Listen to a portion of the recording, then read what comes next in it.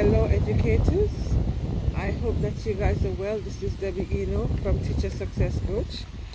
Right, it's about 28 days ago, I began writing and putting various quotes in the group regarding teaching mindfully and consciously aware of when we teach. And yes, I think yesterday was day 29, so today is day 30th. So it was just 30-day quotes I put in.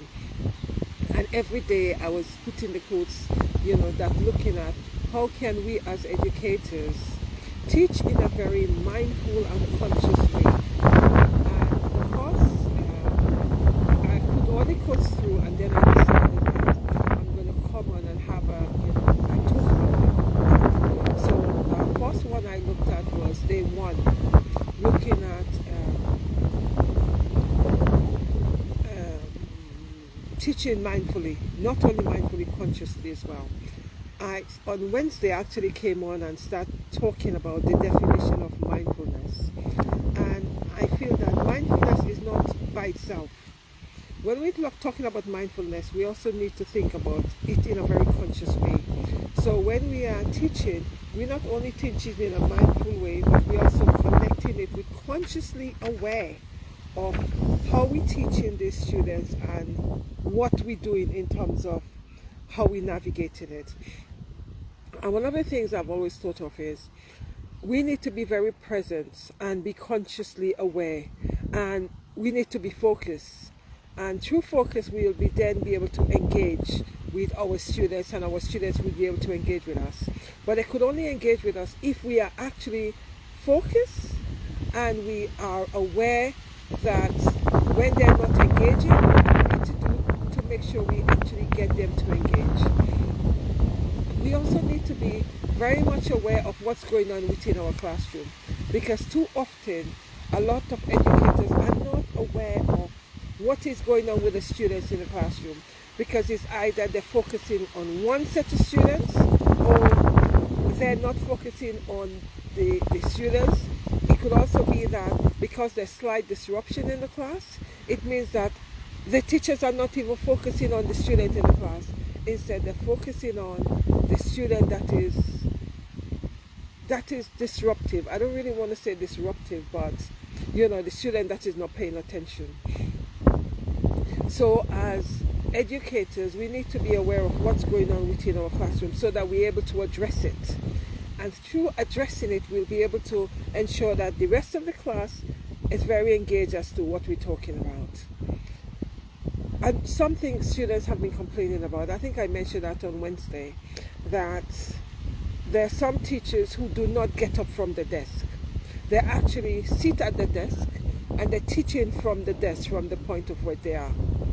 On one hand, it could be a good thing in terms of getting the students to be independent learners, and on the other hand, it means that you're not engaging with the students, because the student is more or less doing their own thing, because you're at the desk and they're actually, in the class, they're not engaging because you're not able to see everything that's going on, because you are sitting there and sometimes you might be teaching on the PowerPoint, or sometimes you're not. Because I have observed that myself, as I said on Wednesday, there's some teachers, they're sitting at the desk, and it's either, I saw one teacher, she was on her phone, while the students doing whatever they're doing. So when we are talking about students not engaging, we have to ask ourselves, how much are we as educators engaging with our own lesson? And if you're not engaging with your own lesson, how can you expect students to be engaged? So that's what I talk about in terms of mindfully aware and of what your students is doing, and consciously focusing on what's going on with the class. Also, as a result of that, your ability to engage with them, because the minute you realize that they're not engaging, you can actually pull them back. But you can only realize that if you are very much aware of what the students are doing in your class and what is actually happening in your classroom. So those are some of the things I do think we need to look at. Also, becoming grateful the power of gratitude.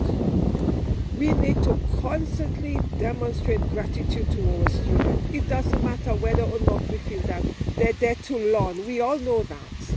But the more you demonstrate gratitude to students, to anybody for that matter, the more you're going to get from them. So even when a student answers a question, yes, you expect them to answer, but when they answer a question, you need to, extend that gratitude. Thank you very much. Well done.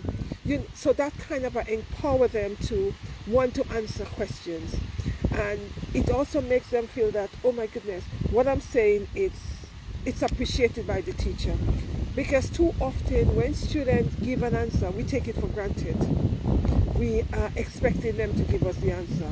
But we also need to be aware that answering in the classroom is not always an easy thing to do, because some students may not have the confidence required to actually easily answer questions, because we don't know where they're coming from. So when a student answers a question, we need to make a big deal of it by saying, well done, that was fantastic. And even if a student gives an answer which is not exactly right, you still empower them. You say, okay, yes, you've answered the question, but you're not quite there. So it actually empower them to search for the answer, to give you the answer instead of not wanting to talk at all. Actually, I've actually covered that in later down, looking at mistakes. So those are the things we need to do. We need to ensure that we are demonstrating gratitude. I'm not telling you how to teach. I'm just saying that as an educator, it is important that we demonstrate gratitude to our students, because the more we demonstrate that we're grateful for them answering the question, the more they are going to seek the answers out and then give us the answers. Because everybody like people to demonstrate gratitude to them. Students are no different. So the more we demonstrate gratitude to our students, the more they're going to be willing to answer questions, the more they're going to be coming out of the comfort zone, because they feel that it is okay. And when we actually demonstrate gratitude to our students, their face light up, the smile on their faces, because they feel, yes, I've got it right. So even though they haven't got the full answer, what I do is I'll say to them, okay, you're almost there. And then I'll repeat the question in another way and give them opportunity to think about it. And when they eventually get it, or even when they're close there, I say, okay, you're almost there, think about it. And if someone else answers, I'd say, okay, yes. But I would never say to a student that they're wrong. I always say to them, they're not quite there yet. Because mistake for some students is a big thing. I'm not going to go into that because I've got a topic on mistake. Right, so what I always feel is important for us as educators, encourage students to give answers by demonstrating appreciation, which encourage them to talk up, to speak up in class. And I also feel that we need to encourage them to demonstrate daily gratitude. Find out from students, what are you grateful for today? I do that in my class every morning, because I think that is important for them to start identifying things they're grateful for. It doesn't matter what it is. What are you grateful for today? And one of the things I say to them, if none of them say it, I say the first thing you should be grateful for is for life, because you are here and a lot of people have not made it. So that is something you must demonstrate gratitude for, because by having life, you could do so many things. You could navigate. The world is your oyster, and there's so many things you could navigate once you have life. So that is something to be grateful for, because you are able to do a lot with that.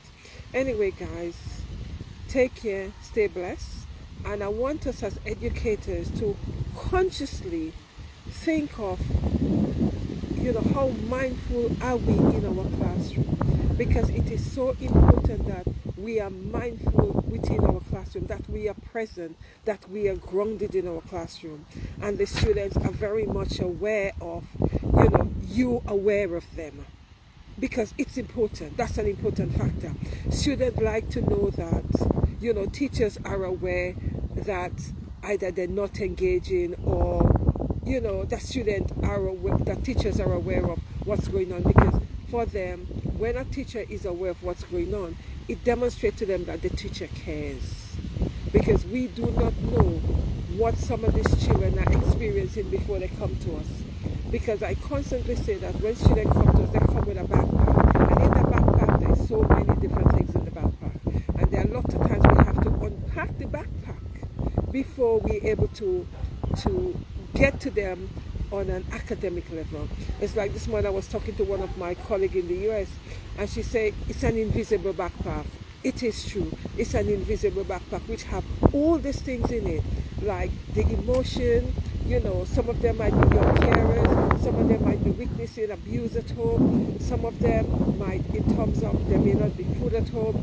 That's some of the negatives. But some of the positive might be, the student have a very decent life, but at the same time, the student take things for granted. So all that are some of the challenges that we are experiencing when the students come to us. Hence the reason why we need to be consciously aware of what's happening to them and how focused they are. And we also need to be focused as educators and try to engage them as much as possible within the classroom. It's not always easy, I know that. Because someone got at me a few weeks ago saying, oh, you don't know anything about education, you think it's easy.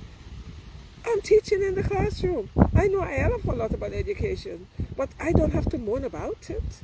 I just have to find ways of navigating and find ways that I can make lessons as enjoyable and exciting as possible to students. Anyway, guys, take care, stay blessed. And these sessions are consciously or mindfulness,